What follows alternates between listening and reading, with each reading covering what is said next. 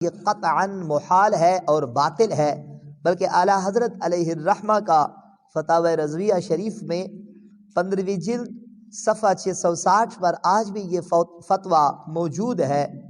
فرمایا کہ جس طرح اللہ تبارک و تعالی سچا ہے، اللہ کا کلام سچا ہے، اور جس طرح لا الہ الا اللہ کہنا اور اللہ تبارک و تعالیٰ کو احد صمد لا شریک لہو ماننا یہ منات ایمان ہے، ایمان کا دار و مدار اسی پر ہے، اسی طرح نبی پاک صلی اللہ علیہ وآلہ وسلم کو خاتم النبیین ماننا بھی ضروری ہے۔ اگر کوئی شخص لا الہ الا اللہ محمد الرسول اللہ زبان سے نہیں کہتا، دل سے اس کی تصدیق نہیں کرتا، وہ مسلمان نہیں ہو سکتا۔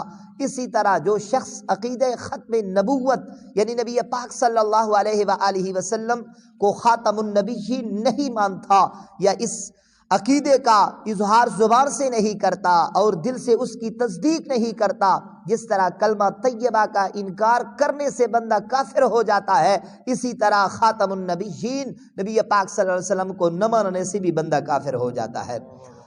نص قطعی سے ثابت ہوا کہ نبی پاک صلی اللہ علیہ وآلہ وسلم خاتم النبیین ہے۔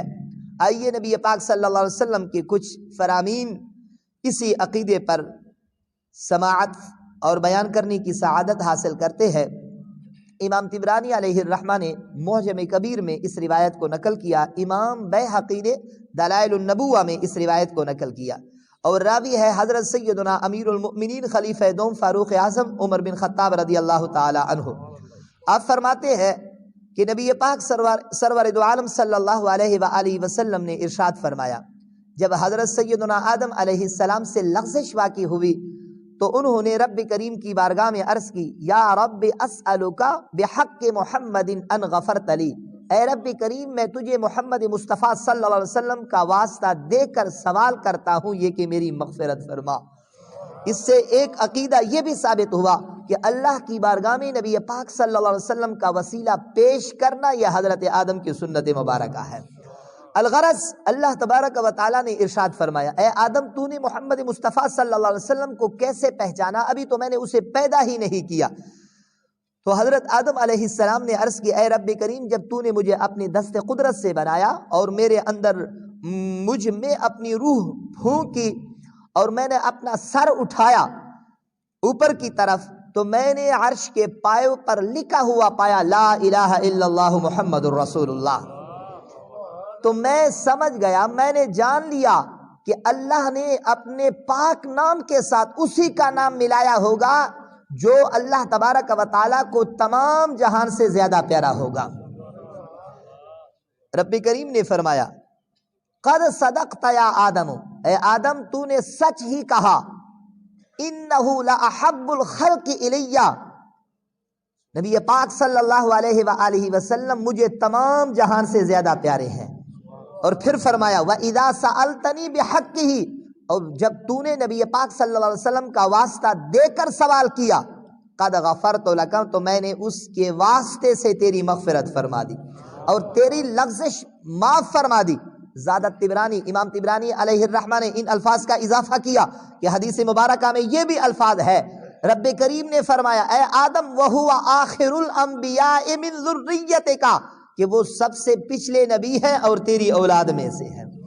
اس حدیث مبارکہ سے صراحتاً ثابت ہوا کہ نبی پاک صلی اللہ علیہ وآلہ وسلم اللہ کے آخری نبی ہیں۔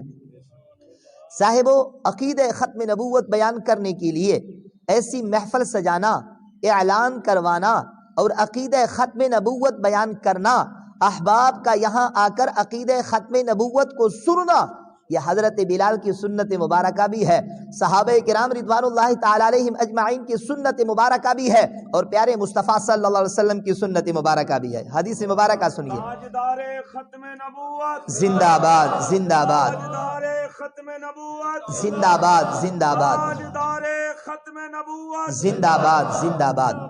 حضرت سیدنا امام ابو لیث الفقی سمرقندی علیہ الرحمہ نے اس روایت کو تنبیہ الغافلین میں نقل کیا، اور حضرت علی المرتضیٰ رضی اللہ تعالی عنہ سے روایت ہے، حضرت علی المرتضیٰ رضی اللہ تعالی عنہ فرماتے ہیں کہ جب سورہ اذا جاء نصر اللہ حضور صلی اللہ علیہ وسلم کے مرض وصال شریف میں یہ صورت نازل ہوئی تو نبی پاک صلی اللہ علیہ وسلم اب فوراً اپنے کاشانہ مقدس سے باہر تشریف لے کر آئے.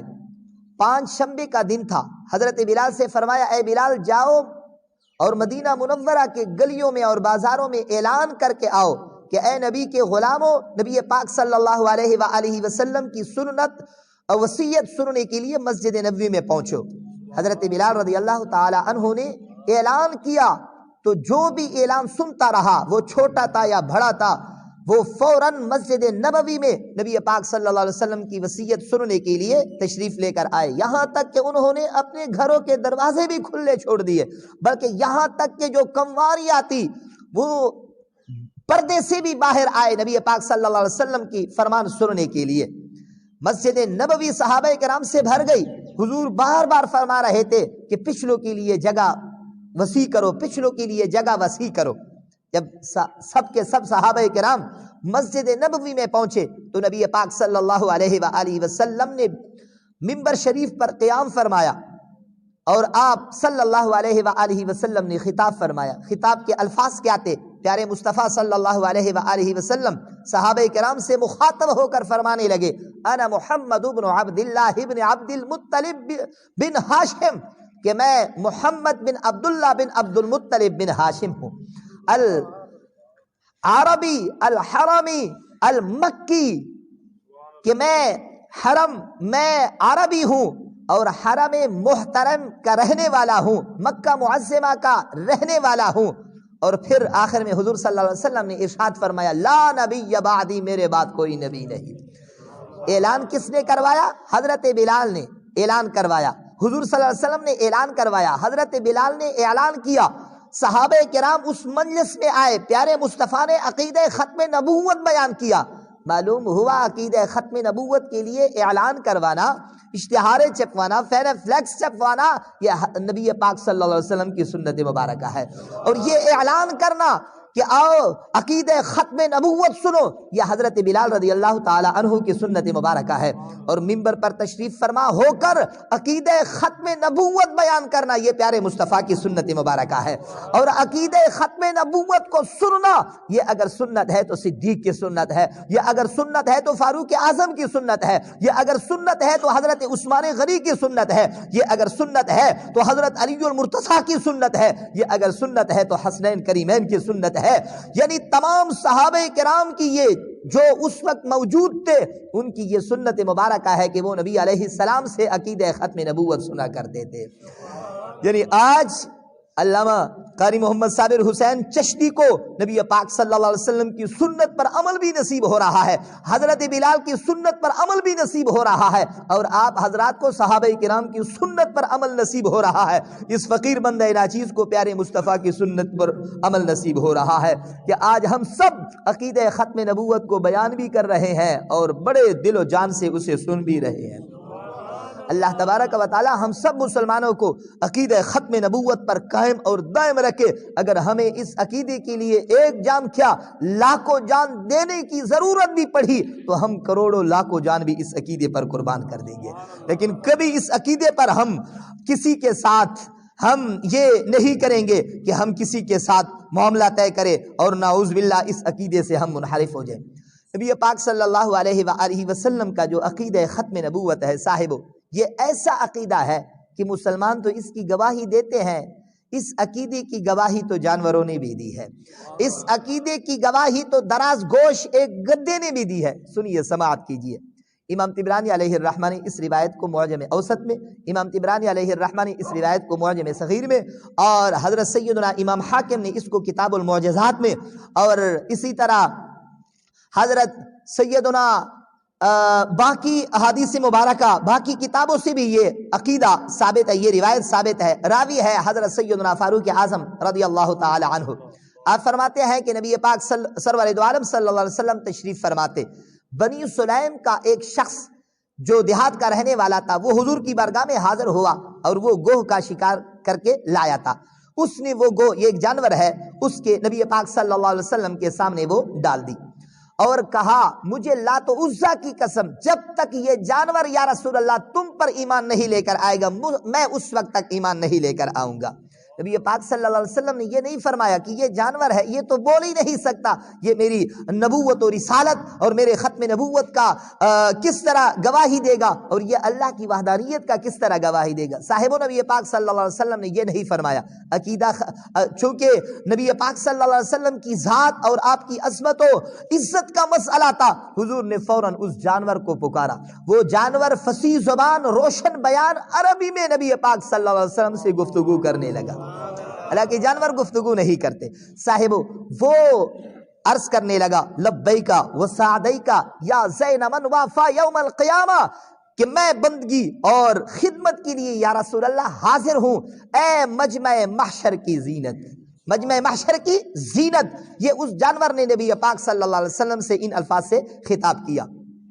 حضور صلی اللہ علیہ وسلم نے ارشاد فرمایا من تعبدو، تیرا معبود کون ہے، تو کس کی عبادت کرتا ہے؟ اب سنیے کون سے الفاظ کے ساتھ اس نے رب کریم کی تعریف کی۔ وہ عرض گزار ہوا الذی فی السماء عرشہ، میں اس رب کی عبادت کرتا ہوں جس کا عرش آسمانوں میں ہے۔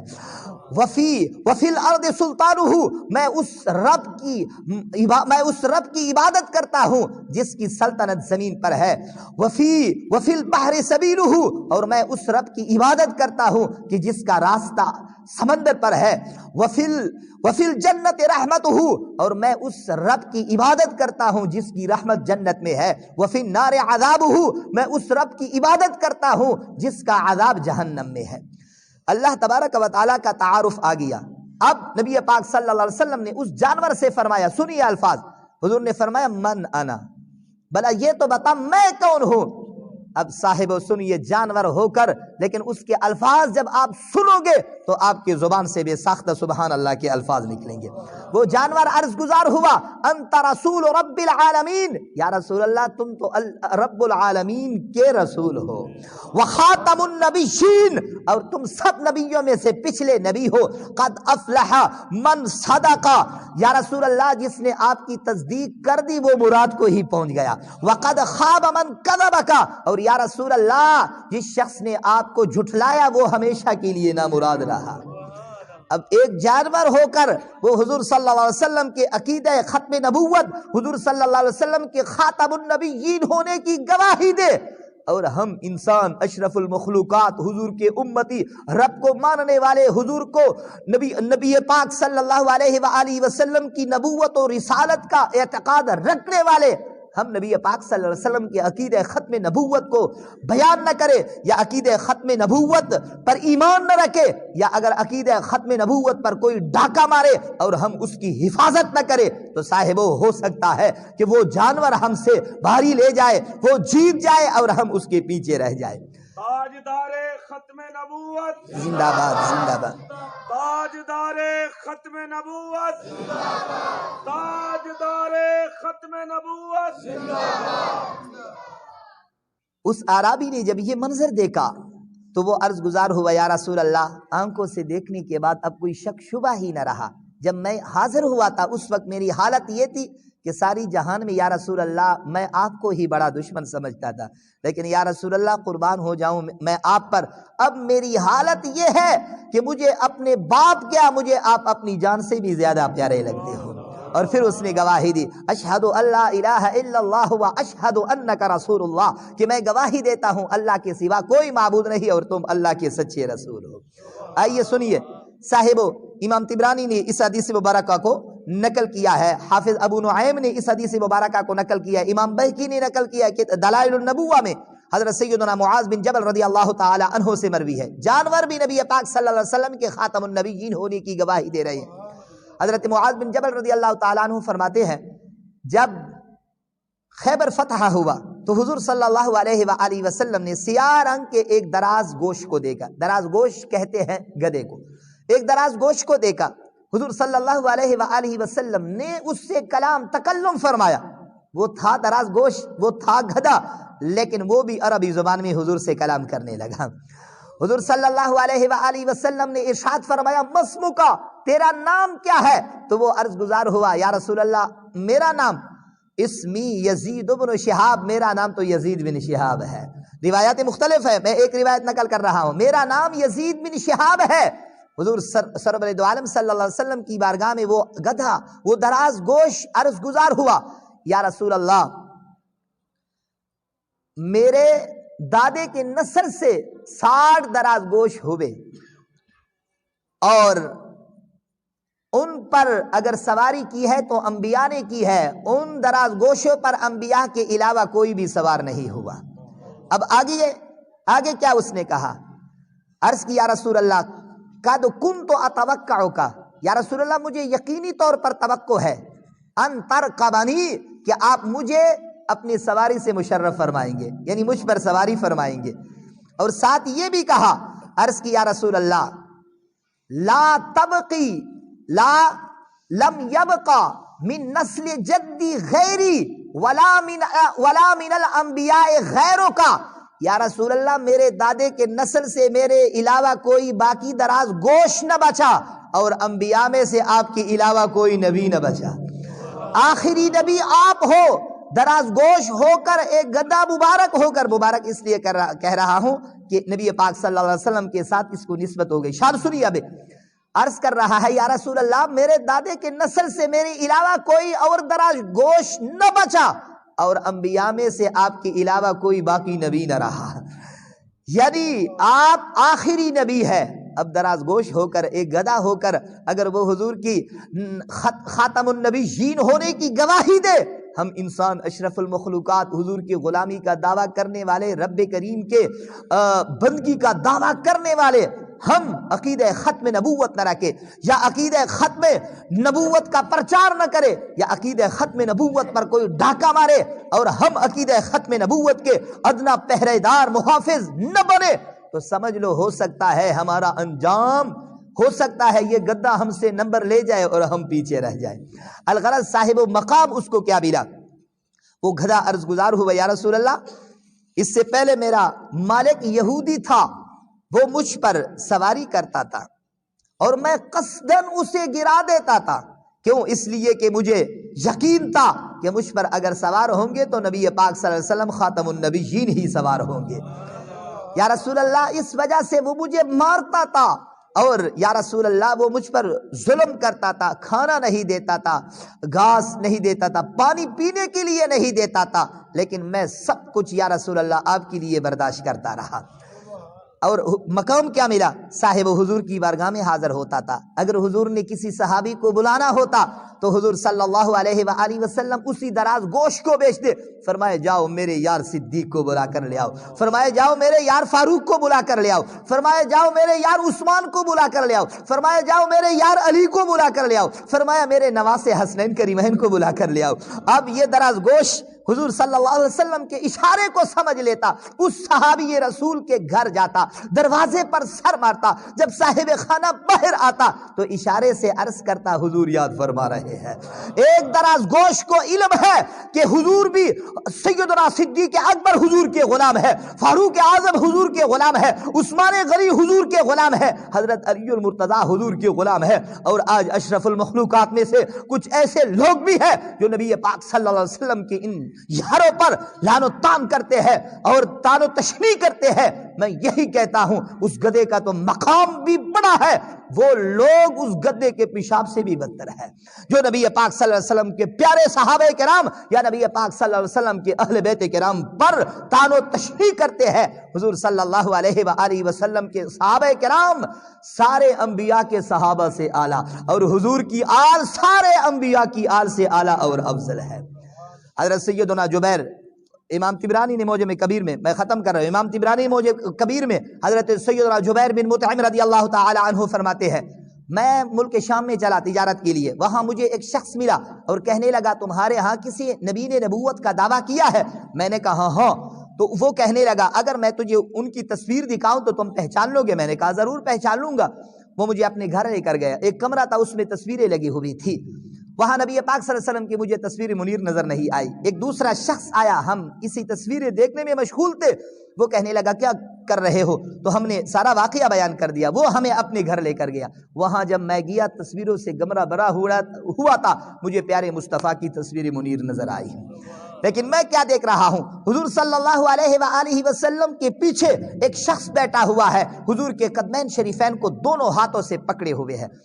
میں نے اس سے پوچھا کہ یہ جو نبی پاک صلی اللہ علیہ وسلم کے قدمین شریفین میں بیٹھے ہیں یہ کون ہے؟ تو وہ صاحب وہ اہل کتاب کہنے لگا, یہودی کہنے لگا کہ انہو لم یکن نبی الا بعدہ نبی, آج تک کوئی ایسا نبی نہیں آیا کہ اس کے بعد کوئی نبی نہ ہو. یعنی جو بھی نبی آیا جب وہ ان کا وصال ہوا تو اللہ نے اور نبی کو مبعوث فرمایا. لیکن فرمایا الا ھذا, سوائے اس نبی کے, یعنی نبی پاک صلی اللہ علیہ وسلم کے سوا, کیونکہ یہ ایسے نبی ہے کہ یہ خاتم النبیین ہے. قیامت تک اب ان کے بعد کوئی نیا نبی نہیں آ سکتا. لم یکن بعدہ نبی, یہ ایسے نبی ہے کہ ان کے بعد قیامت تک کوئی نبی نہیں آ سکتا. اور کہنے لگا ساتھ کہ تم نے پچھلے آدمی کے بارے جو نبی پاک صلی اللہ علیہ وسلم کے قدمین شریفین کو پکڑے ہوئے ہے, ھذہ الخلیفۃ بعدہ, یہ تو وہی شخصیت ہے جو اس نبی کے بعد سب سے پہلے خلیفہ ہے. جبیر بن مطعم کے سنیے, حضرت سیدنا جبیر بن مطعم فرمانے لگے میں نے جب غور سے دیکھا تو وہ تصویر منیر سیدنا صدیق اکبر کی تھی. معلوم ہوا صاحب اس سے دو عقیدے ثابت ہوئے. پہلا عقیدہ حضور صلی اللہ علیہ وسلم آخری نبی ہے, قیامت تک حضور کے بعد کسی نئے نبی کا آنا یہ قطعاً محال باطل ہے. اور حضور کے خلیفہ اول سیدنا صدیق اکبر ہے. یہ بھی ہم سب مسلمانوں کا عقیدہ ہے. اللہ تبارک و تعالیٰ سے دعا ہے کہ اللہ تعالیٰ ہم سب مسلمانوں کو اسی عقیدہ ختم نبوت پر قائم اور دائم رکھے, اور اس عقیدہ ختم نبوت کی پرچار کرنے کی ہم سب کو توفیق عطا فرمائے. اور اللہ نہ کرے اگر اس عقیدے پر کوئی ڈاکہ مارنے کے لیے آئے گا تو ہم سب کچھ اس عقیدے پر قربان کر دیں گے. اللہ تبارک و تعالی ہم سب کی حاضری کو اپنی بارگاہ میں قبول و منظور فرمائے. آمین بجاہ النبی الامین وما علینا الا البلاغ المبین.